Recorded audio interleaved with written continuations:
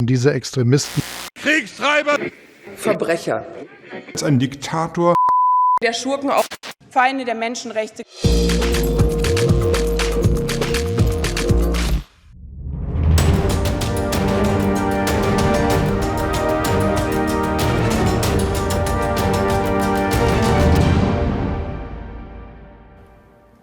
I mean, yeah, so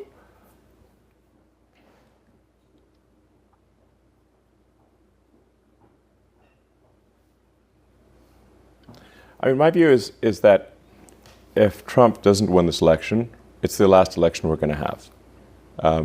That the Democrats, the Dem machine, has been importing so many people, bringing in so many illegals, flying in with this like CBP border app thing that nobody even knew about, like secret program.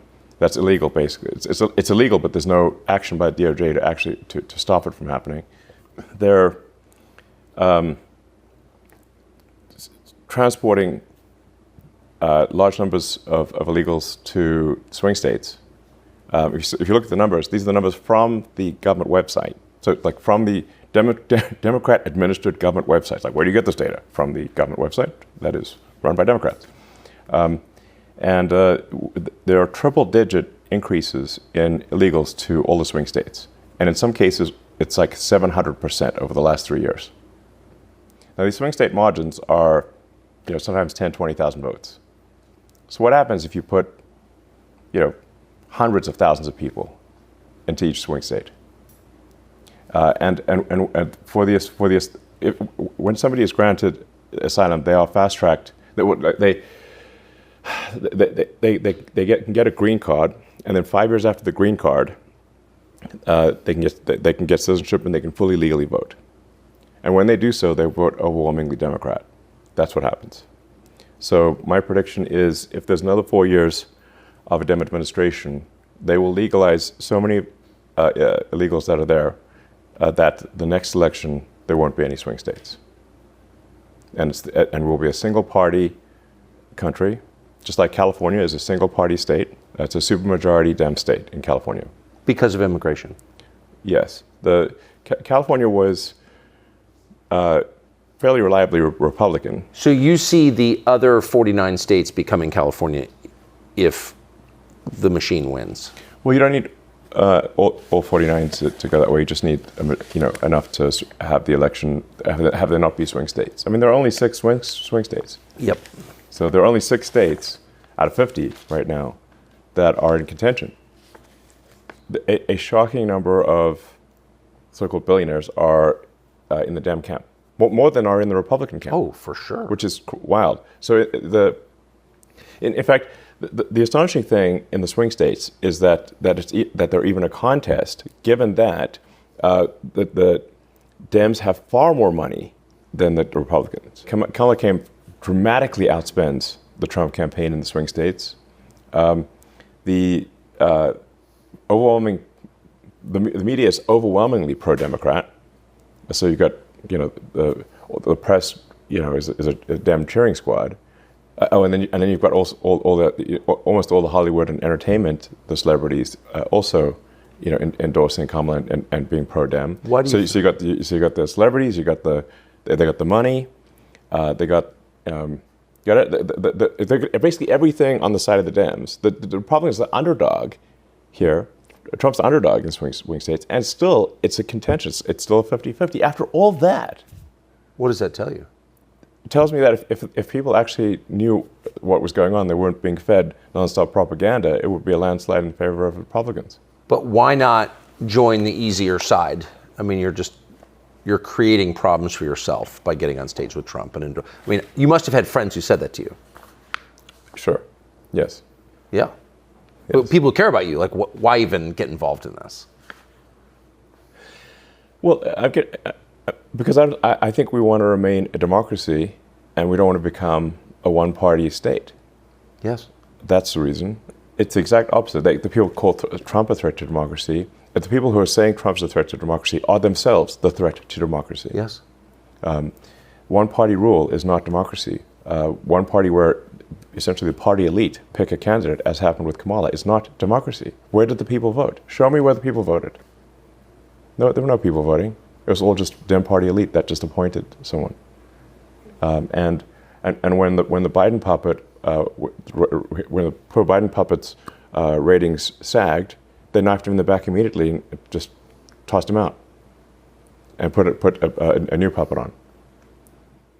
That's exactly what happened. Tell me I'm wrong. Well, not only you're right, I mean, it's almost not even worth criticizing Kamala Harris. No, exactly. What does she have to do with it? There's no point in criticizing Kamala. She's simply the face of a much larger machine. Yes. And she will say whatever whatever's on the teleprompter, she's going to say it. Yes. Now she gets stuck if the teleprompter breaks. That happened recently. I think the teleprompter stalled, and she was just like looping for a while, for about a minute. So I think that happened yesterday or something. It was pretty funny to watch. But she'll just say whatever words are on the teleprompter. So it's really whoever controls the teleprompter is the actual sort of that's who's actually in charge. And who is that, do you think? Well, I've tried to pin it down. It's not like any one kind of mastermind. It's not like it seems to be. It's like Kamala's sort of a marionette with 1,000 puppet masters type of thing. Like not it's or maybe it's somewhere north of 100 is what it seems like. Yes. I bet you know 80 of them. No, most of them, yeah. Yeah. So, I mean, just by virtue of your job and what you've been doing for the last 30 years, I mean, and I should say, I think you voted for Biden. I'd like to see a matchup of those, call it the top 100 puppet masters on the Epstein client list. Do you think there's some overlap? Strong overlap. Strong overlap. When are we going to see that list, do you think? I don't know. It's mind-blowing that they've not tried to prosecute even one. Not even the worst offender on the Epstein client list. They have not even tried to prosecute even one. That's insane.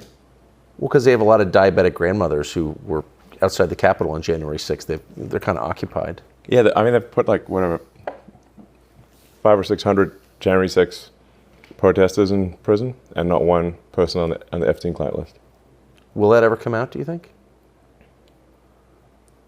I think part of why Kamala's getting so much support is that if Trump wins, that Epstein client list is going to become public. Yes. And some of those billionaires behind Kamala are terrified of that outcome. Yeah. Do you think Reid Hoffman's uncomfortable? Yes. Yeah. And Gates. Yeah. And I only ask that because you just look at them and you're like, that's a nervous person right there. I don't know. I mean, I assume you know them. Yeah. Yes. Reid Hoffman was my vice president of business development at PayPal. Yeah. 24 years ago. Does he seem nervous to you? Yeah, I mean, he's terrified of a Trump victory. Because of the disclosure that would follow? I think he's certainly ideologically not aligned with Trump anyway, but I think he is concerned about the Epstein situation. Like the DOJ might actually move forward. There are a lot of videos, apparently.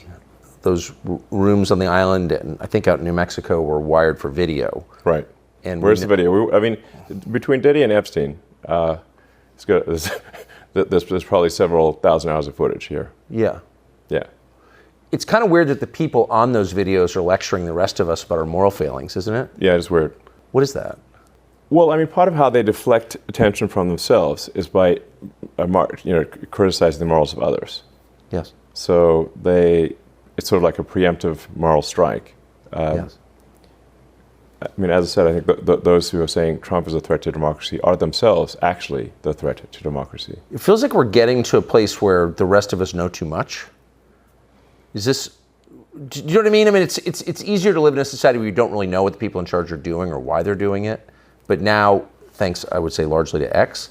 Yeah. I think that's fair to say that. Yeah. We do know a lot. Not everything, but we know a lot. And I wonder, where does that, what happens next now that we know all this? The kidnapper's shown us his face. What happens? Well, I think if Trump wins, we can do some house cleaning, and shed light on things. Yeah, all the X platform does is adhere to freedom of speech within the bounds of the law. Yes. And if people want to change the laws, they can change the laws. And so, like X in different countries, X does censor in countries where censorship is the law.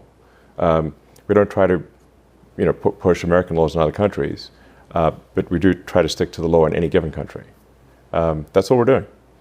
We open source our algorithm. We try to be as transparent as possible.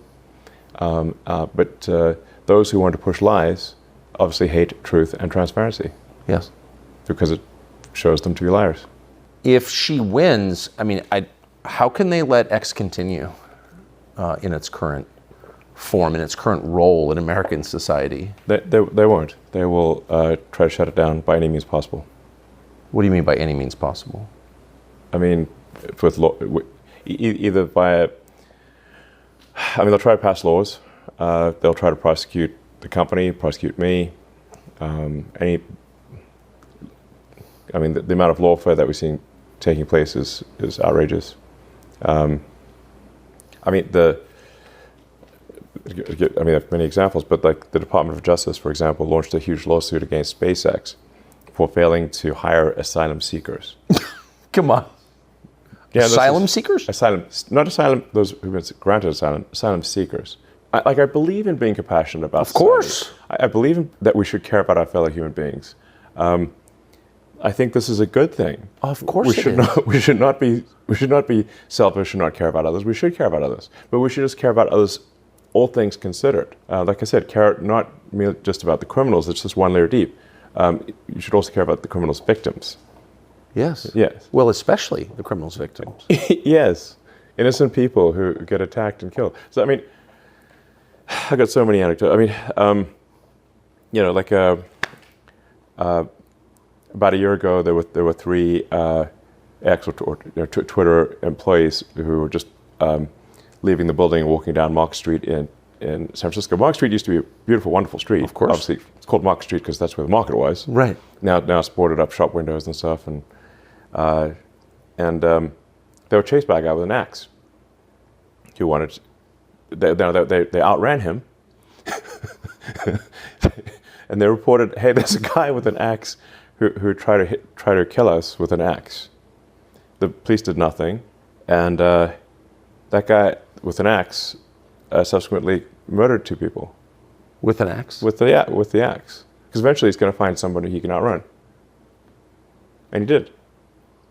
So what I'm saying is, if you don't stop axe murderers while they're attempting to axe murder, eventually they will succeed in axe murdering people.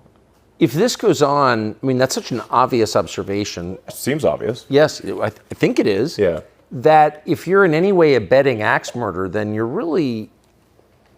you're against civilization. That's the way it looks to me. Yeah. I'm trying to understand motive here. I can't relate like you. But you're against the whole project if you're allowing that, I guess is what I'm saying.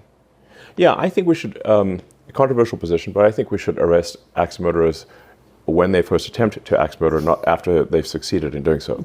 And I think we should assign at least some of the blame for the axe murders to the people who allowed this guy to wander around with an axe on Market Street trying to kill people. Yes.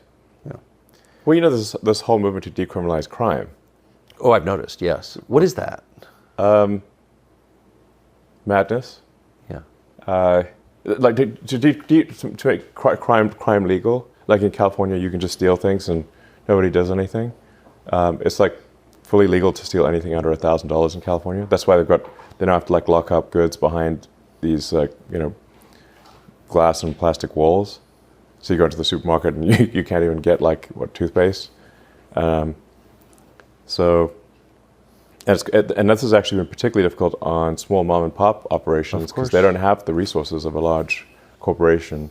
So it's put a lot of small businesses out. Just killed them. But I'm asking, what do you think his real motive is? Who's pushing him in favor of crime? Well, there's always the Soros boogeyman. Yeah. How real is that? It's real. I don't think one can ascribe everything to Soros. Right. I agree. He's and George himself is I mean, he's senile at this point. He's not compos mentis. So his son Alex is in charge. But there is this whole system that Soros built up over many decades. So I guess Soros and like-minded people or whatever, they believe in open borders. They believe we shouldn't prosecute crime. This is insane. Those seem like expressions of hatred toward the United States. If I was pushing that on a country, I would only do that if I hated the country and wanted to destroy it. Well, it's anti-civilizational. I mean, and Soros and similar organizations have been pushing this in Europe and other countries too. Yeah. Everywhere they can. What's going on in Europe, would you say? Europe suddenly seems like a different place. Well, I mean, my biggest concern for Europe is that the birth rate is half replacement rate. Yes. So Europe is rapidly becoming, with each passing year, older and older, with fewer and fewer young people. So I think at a most fundamental level, unless Europe has a birth rate at least roughly equal to replacement rate, it is in population freefall. Population collapse is what's going on in Europe. There's also like a shocking amount of censorship. You may have seen like in Britain, I kid you not, how can this be real? They are releasing convicted pedophiles from prison in order to put people in prison for Facebook posts. But to be fair, those are posts that criticize the government, so they have a good reason. Well, they would actually, some of these posts at least the ones I've seen, didn't actually criticize the government, or they were seen as sort of as hate speech. Right, because they noticed the society getting crappier and crappier with every year, and they said so. Yeah, I mean, there were, and this is I'm simply stating a fact. There were migrant rape gangs in England that would run around and prey on young girls, gang rape them, and some people found that objectionable, which obviously it should be objectionable, and they were upset about that, and so they complained about it online and were sent to prison. That sounds crazy. So let me just address those in order. So the first is, you say we need more people and not commit civilizational suicide. It does seem like the U.S. government, if you take 3 steps back, is pretty committed to making fewer Americans. Yeah. Like, there's a lot of anti-fertility propaganda. A lot. Actually, that seems like their main sort of domestic social policy is convincing you not to have kids. What is that? I mean, that's certainly part of civilizational suicide. The environmental movement in the extreme is fundamentally misanthropic and anti-human. Yes. They start seeing humans as a plague, a blight on the surface of the earth. That if that earth would be this paradise if only the humans weren't here. And some people actually say this explicitly. There's the extinctionist society that is literally this guy who's the head of the Extinctionist Society, was on the front page of the New York Times, quoted as saying, there are 8 billion people in the world, it would be better if there were none. So there's some people who actually say that explicitly, which is completely insane. He's advocating a Holocaust for all of humanity. To utter madness, he should be condemned for such a statement, but he wasn't, for some reason. Now, most people on the sort of environmental movement have that implicitly. They don't realize that they have that as their optimization, but that is their actions take us towards extinction.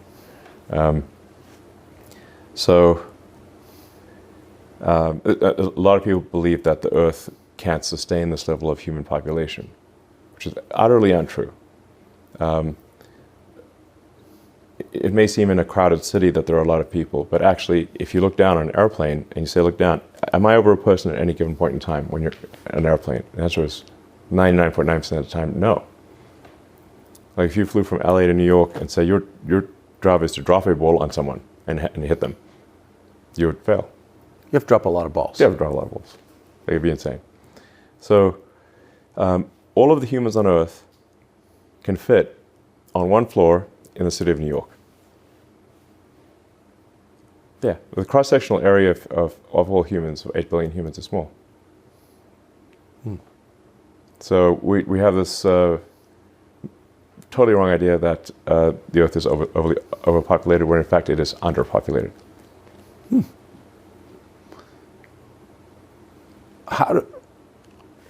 I mean, have you ever heard a politician say anything like that?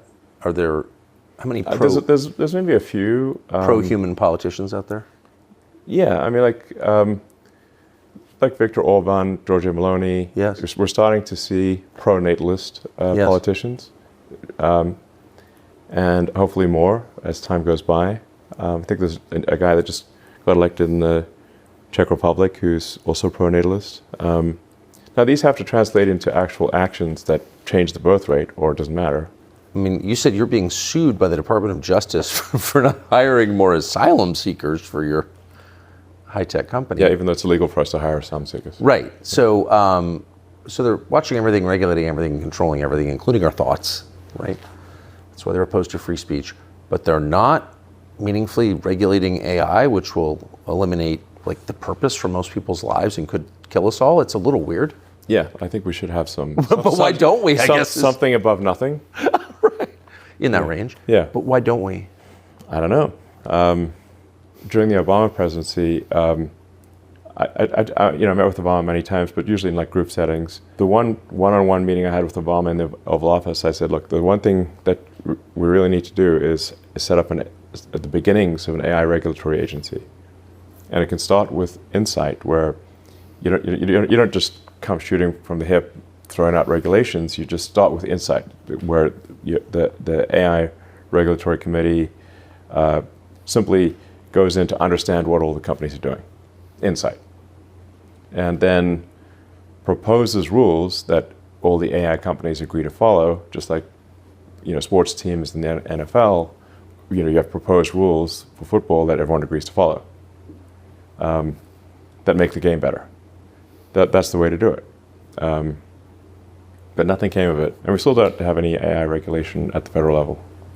It's amazing. So I think we should have something above nothing. Like I said, at least insight. Where even if there's no rule that's being broken, they can at least say, hey, we have insight into what this company are doing, or that company is doing, and we're concerned. That would be helpful to know. Yeah. Instead, politically motivated liars are in charge of the future. It seems a little sketchy. If we don't have free speech, we don't have democracy, because people cannot make an informed vote. Those are my controversial views.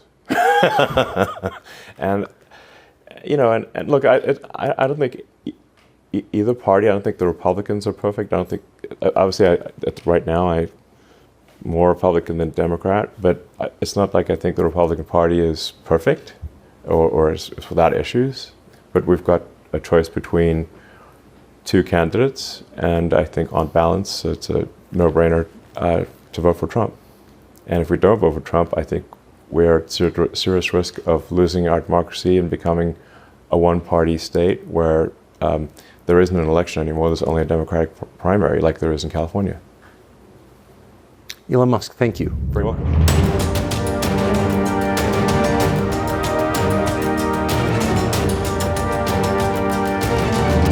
Liebe Zuschauer, wenn euch unsere Beiträge gefallen, teilt sie unbedingt in den sozialen Medien.